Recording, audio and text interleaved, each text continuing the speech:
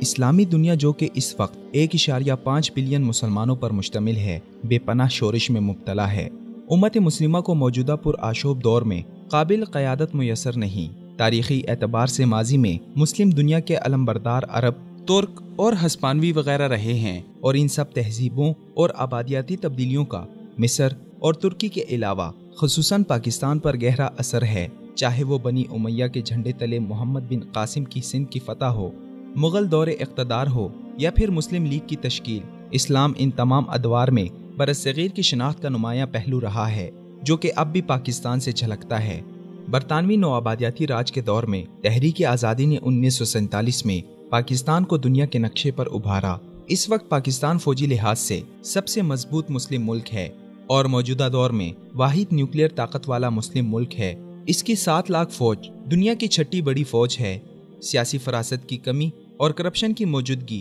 اگرچہ ایک افسوسناک حقیقت ہے، مگر یہ بات خوشگوار حیرت کا باعث ہے کہ کئی مسلم ممالک کی عوام امید رکھتی ہے کہ پاکستان ان مسلم ممالک میں سے ہے جو کہ ایک دن اسلامی دنیا کو جبر و استحصال کے اندھیروں سے نکال کر خوشحالی اور مضبوطی کی طرف لے جائیں گے۔ اگرچہ پاکستان کو اپنے قیام کے بعد ہی معاشی عدم استحکام، سیاسی اتار چڑھاؤ اور غیر ملکی دخل اندازی نے ہمیشہ اسے پریشان کیے رکھا، مگر باقی مسلم دنیا بھی کم بیش ایسے ہی حالات کا شکار رہی ہے اور ہے۔ اس تلخ حقیقت کے باوجود پاکستان ایک قابل ذکر علاقائی طاقت ہے، اور بنیادی طور پر اس کی بھارت دشمنی اور سر جنگ کے دوران اس کا قابل اعتبار امریکی اتحادی ہونا اسے قومی لحاظ سے نمایاں مسلم ملک بناتا ہے۔ افسوسناک بات یہ ہے کہ بہترین فوجی اور نیوکلیئر طاقت رکھنے کے باوجود پاکستان ایک سیاسی طور پر ناپائیدار ملک ہے، جہاں فوجی بغاوتیں اور کرپٹ طبقہ اشرافیہ اس کی تاریخ پر ایک سیاہ دھبا ہے۔ اس پر 2 جماعتی سیاسی نظام مسلط ہے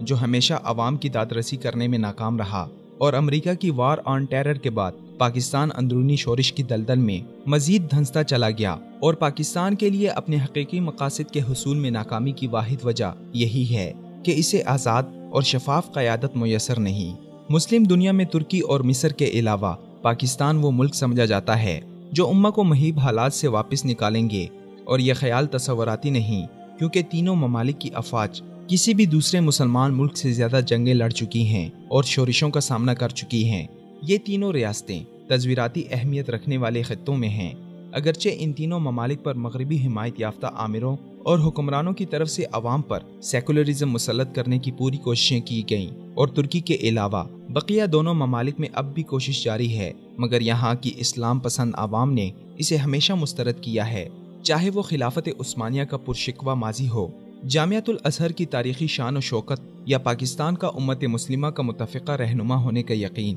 یہ تینوں ممالک مسلم اکثریت کے لیے امید کا دیا ہیں، مگر اس امید پر پورا اترنے کے لیے سب سے پہلے انہیں امریکی بیڑیاں توڑنی ہوں گی، جو کہ کئی شکلوں میں انہیں جکڑے ہوئے ہیں، یعنی امریکی فوجی مدد، وار آن ٹیرر اور سیکولرزم وغیرہ۔ یہ تبدیلی راتوں رات ممکن نہیں۔ موجودہ حالات کے جمود کو توڑنا پڑے گا تاکہ سوچ میں تبدیلی کے ساتھ ساتھ ایک سیاسی ویژن پر کام کیا جا سکے۔ اس سے ادارے مضبوط ہوں گے اور بیرونی ہاتھ کمزور ہوگا، اور یہ تینوں ممالک امت مسلمہ کے خوابوں کو پورا کر سکیں گے۔